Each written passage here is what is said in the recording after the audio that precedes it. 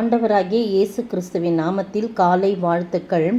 இன்றைய மன்னா, நான் சுற்றி திரிந்து உங்கள் ஆராதனைக்குரியவைகளை கவனித்து பார்த்தபொழுது அறியப்படாத தேவனுக்கு என்று எழுதியிருக்கிற ஒரு பலிபீடத்தை கண்டேன்.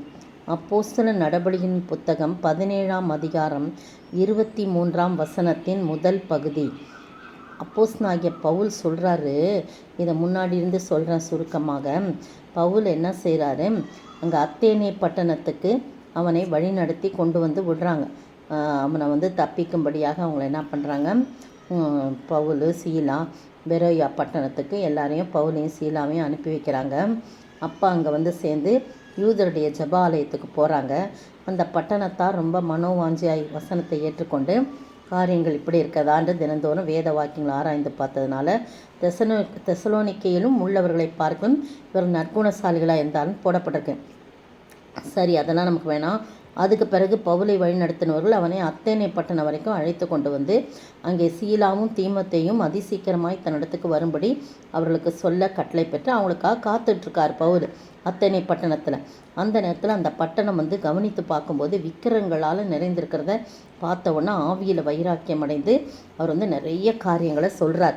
சொல்லும்போது தான் அவங்க என்ன பண்ணுறாங்க, நீ ரொம்ப நூதனமான காரியம்லாம் சொல்கிற, நீ வான்னு சொல்லிட்டு மார்ஸ் மேடைக்கு அழைச்சி போய் நீ சொல்லுகிற புதிதான உபதேசம் என்னதென்று நாங்கள் அறியலாமா, அந்த காரியங்கள்லாம் கேட்குறதுக்கு எங்கள் காதுகள் கேட்க பண்ணுகிறாய், அவைகளின் கருத்து என்னதென்று நாங்கள் அறிய மனதாக இருக்கணும்னு சொல்கிறான். உடனே இவன் எல்லாருமே அந்நியர்கள் பல நவமான காரியங்களை சொல்லுகிறதிலும் கேட்குறதிலும் ரொம்ப அவங்க இன்ட்ரெஸ்டாக இருப்பாங்க, பொழுதுபோக்குவாங்க. அதனால் ஒரு பொழுதுபோக்குக்காக அவனை சொல்கிறாங்க.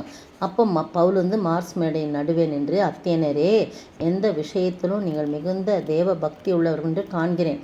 எப்படி என்றால், நான் சுற்றி திரிந்து உங்கள் ஆராதனைக்குரியவர்கள்லாம் கவனித்து பார்த்தேன். நீங்கள் தேவ பக்தி உள்ளவங்க தான், நான் பார்க்குறேன். நான் சுற்றி திரிந்து பார்த்தபோது அறியப்படாத தேவனுக்குன்னு பலிபீடத்தில் எழுதியிருக்கிறீங்க.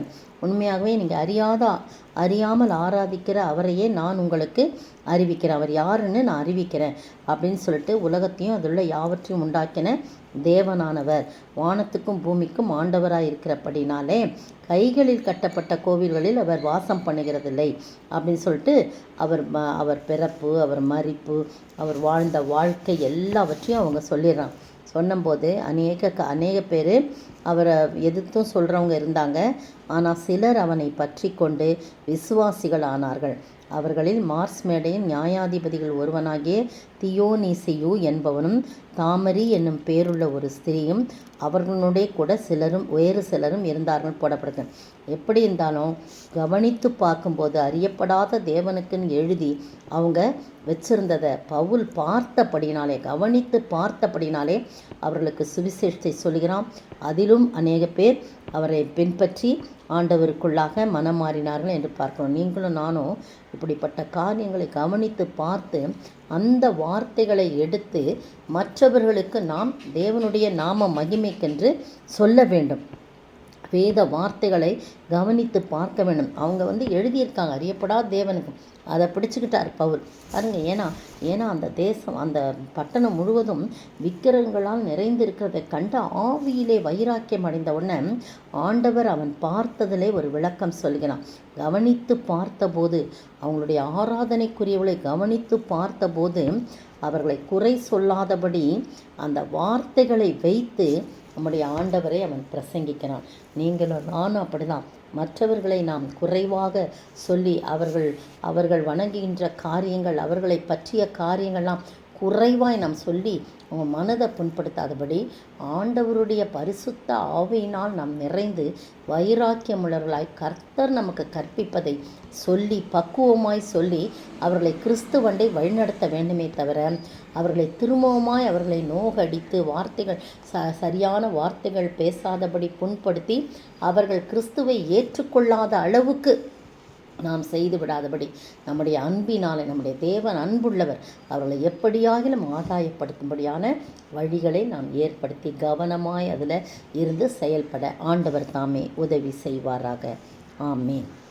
நல்லவர் நல்லவர் நல்லவர் நல்லவர் இயேசு நல்லவர், நாங்கள் இங்கே பாடும் எங்கள் இயேசு நல்லவர், உண்மை தெய்வம் இவர், உலகை இரட்சிப்பவர், நீங்கள் அறியாயிவர். ஜீவனை தந்தவர் அவர், நானிலத்தோர்க்கு நன்மைகள் செய்த நல்லவர். இயேசு நானிலத்தோர்க்கு நன்மைகள் செய்த நல்லவர். ஸ்தோத்திரிக்கிற ஆண்டவரே, துதிக்கிற ராஜா. கர்த்தாவே, நாங்கள் அறியாத இருந்த ஆண்டவர், நாங்கள் எங்கேயோ இருந்த ஆண்டவரே, கர்த்தாவே எங்களை தெரிந்தெடுத்து உம்மை கர்த்தாவே வெளிப்படுத்தி ஆண்டவரே, எங்களுக்காய் ஜீவனை கொடுத்து, இரத்தத்தை சிந்தி ஜீவனை கொடுத்து எங்களை மகனாய் மாற்றிக்கொண்ட அன்பு தெய்வம், நல்ல தெய்வம் ஆண்டவரே, ஸ்தோத்திரிக்கிறோம். நாங்கள் உம்மை பற்றி மற்றவர்களுக்கு, அறியாதவர்களுக்கு சொல்லும்போது பக்குவமான வார்த்தைகளை சொல்லி அவர்களை மனநோக பண்ணாதபடி, அவர்கள் என்ன செய்கிறார்களோ அதை வைத்தே மெய் தெய்வமாகி உங்களை நாங்கள் அறிவிக்க, அவர்கள் உம்மை விட்டு போய்விடாதபடி, கர்த்தாவே நாங்கள் சொல்லுகிற எங்களை வெறுத்து விடாதபடி, அப்படியாய் பக்குவமாய் நாங்கள் எடுத்து சொல்லி உம்முடைய பக்கமாய் இழுக்க கவனமாய் யோசித்து கவனித்து பார்த்து நாங்கள் செய்ய உதவி செய்ய வேண்டும் என்று கர்த்தரும் மீட்பெரும் ராஜாவுமாகிய இயேசு கிறிஸ்துவின் விலையேறப்பட்ட நாமத்தில் ஜெபிக்கிறேன் பிதாவே, ஆமேன்.